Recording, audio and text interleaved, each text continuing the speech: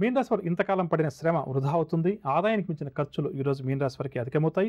బంధువులు, స్నేహితులతోటి కూడా తగాదాలు ఏర్పడతాయి. ఉదర సంబంధిత రుగ్మతల వల్ల కొంతవరకు వీరికి ఈరోజు ఇబ్బందికరంగా ఉంటుంది.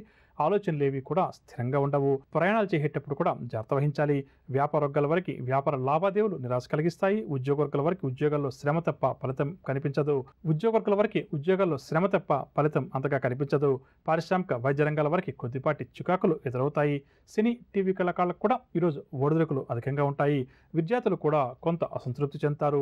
మహిళలకు మానసిక అశాంతి మరింత అధికమవుతుంది. షేర్ల క్రయ విక్రయాలలో ఆశించిన లాభాలు కష్టమని చెప్పవచ్చు. ఇక మీన రాశి వారికి వాళ్ళ కాసు వచ్చే రంగు గులాబీ రంగు మరియు నీలం రంగు. పరిహారాల విషయానికి వస్తే మీన రాశి ప్రతి ఒక్కరూ కూడా ఆదిత్య హృదయ స్తోత్రాన్ని పఠించడం ఈరోజు చాలా మంచిది. వినరగా నవగ్రహ సంచారాన్ని అనుసరించి ద్వాదశ రాశుల వారికి ఈ రోజు గ్రస్త ఏ విధంగా ఉంటుంది, ఎటువంటి పరిహారాలు ద్వాదశ రాశుల వారు పాటించాలి అన్న అంశం. ఇక ఈ రోజు ఎవరైతే ముఖ్యమైన వ్యవహారాలు ప్రారంభం చేయాలి లేదా కీలక నిర్ణయాలు తీసుకోవాలని చెప్పి అనుకుంటున్నారో వారు ఏ భగవంతుని పూజించాలి అన్న అంశం. అదేవిధంగా ఈ రోజు ఏదైతే సూర్యగ్రహణం ఏర్పడుతుందో దాని ప్రభావం గురించి తెలుసుకుందాం.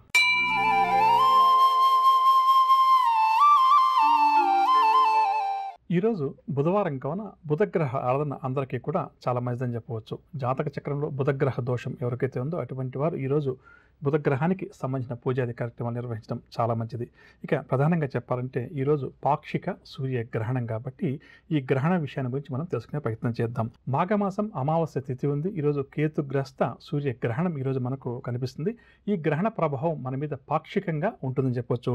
ఇక పాక్షికంగా ఈ సూర్యగ్రహణం స్పర్శ దాదాపుగా ఉదయం 5:46 ప్రారంభమవుతుంది. అంటే సూర్యోదయానికన్నా ముందే ఈ గ్రహణం ప్రారంభమవుతుంది.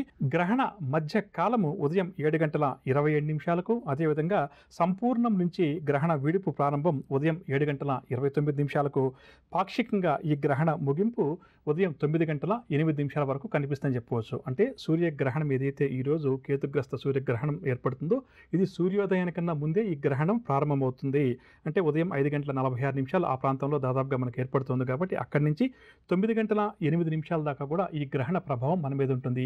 ఇది పాక్షికంగా మాత్రమే మనకు కనిపిస్తుందని చెప్పవచ్చు. కాబట్టి సూర్యబింబం మనకు కనిపిస్తున్నప్పటికీ కూడా మనం గ్రహణం పూర్తయింది అని చెప్పి అనుకోకుండా ఉదయం 9:08 వరకు గ్రహణ నియమాలు ఏవైతే ఉన్నాయో వాటిని అందరం కూడా పాటించాలి. ప్రధానంగా చెప్పాలంటే